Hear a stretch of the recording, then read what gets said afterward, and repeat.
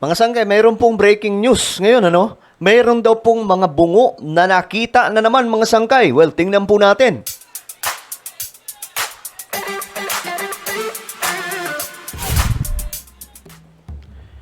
Okay, magandang oras po sa inyong lahat, mga sangkay. Ito nga po pag-usapan po natin ngayon. Itong patungkol po sa nagpapatuloy na paghahanap ng mga nawawalang sabungero. Hindi na po natin daw makikita itong mga ito na buhay pa. Wala na, mga sangkay, mismo ang tagapagsiwalat, ang witness, nagsalita na nga po, mga sangkay, na lahat ng mga sabungero na yon ay sumakabilang buhay na. Dahil may nagmani-ubra daw po sa kanilang buhay. Ang itinuturo, mga sangkay, si Atong Ang, pero hindi pa rin po natin alam kung talagang siya. Well, pero siya yung prime suspect, mga sangkay. Pag-usapan muna natin yan. Tingnan natin kasi meron pong update ngayon, no? Nakakakilabot ito mga nakikita ngayon. Anyway, bago tayo magtuloy-tuloy, paki-subscribe po muna yung ating YouTube channel.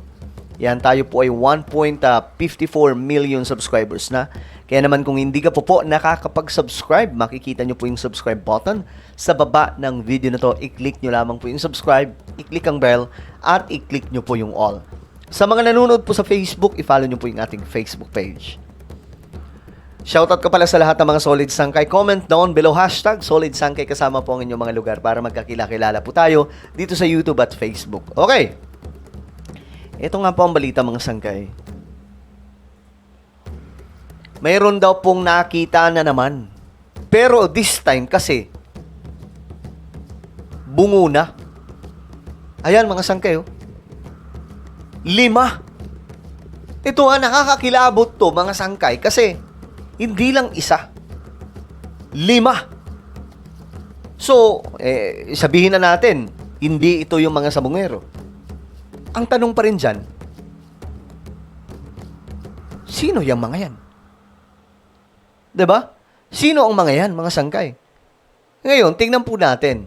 Pero nagtataka lang ako, ba't parang bago pa yung karton? Ano ba to? Pinaglagyan lamang ba ito, mga sangkay?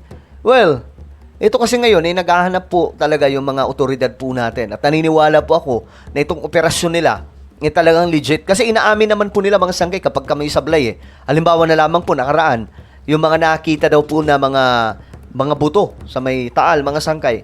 Wala daw pong, yung iba daw po doon, karamihan, hindi po talaga sa tao.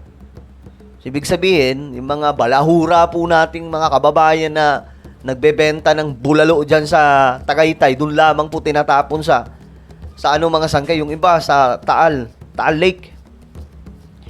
Ngayon, sabi dito, mga sangkay, 5 bungo ng tao ang natagpuan ng mga otoridad sa barangay Tungkong, Manga, San Jose del Monte, Bulacan. Aba, mga sangkay, mambihira. So, ano pa pala ito? Noong July 13. So, anong date na ngayon, mga sangkay? Dumadaan po ito sa DNA test at eksaminasyon, mga sangkay, itong mga nakita nga pong buto at bungo. Actually, bungo ito yung mga sangkay. Hindi natin alam bakit. Ang tanong kasi dyan, bakit nakakarton? Ayan po, oh. Nakakarton siya. Okay. Kaya siguro tumagal, mga sangkay, na ganyan pa rin yung karton. Kasi nakabalot po siya ng plastic. Ayun, balot na balot po ng plastic. O, tingnan po ninyo. Ayan, oh. Sana may ano. Naka-blurry kasi, mga sangkay, no? Grabe. Ayan po yung pinagbalutan. Okay na. Okay na ako. Sold na ako dito, mga sangkay. Kasi akala ko, di ba matagal na, tapos bakit hindi pa rin po gaanong sira yung karton? So yung karton pala, mga sangkay, nakabalot ng garbage bag. At hindi lang basta nakabalot. Naka-ano pa, mga sangkay, ng packing tape. Naka-tape pa po. So talagang hindi masisira ito. Pero nakakagulat.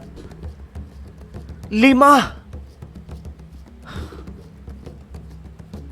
My goodness. Ano kaya ang nangyayari, mga sangkay, no? Paano kaya ito nagagawa ng iba? Hindi man lang sila natatakot. Ayan, oh. So kung hindi, pagpalagay na po natin, hindi yan yung bungo na hinahanap mula po sa mga sabungero. Ang tanong dyan, sino yan? Sino ang mga yan? Di ba? Ang bihira. Basahin nga po natin. Ayan, sabi dito, habang bibili sana siya ng pagkain, nakita niyang may box. Ito yung, okay, teka lang. Ayon sa mga pulis, isang caretaker ng lote ang nakakita sa kahon na may lamang mga bungo at agad niya itong inireport sa mga otoridad. Habang bibili sana siya ng pagkain, nakita niya may box sa caretaker.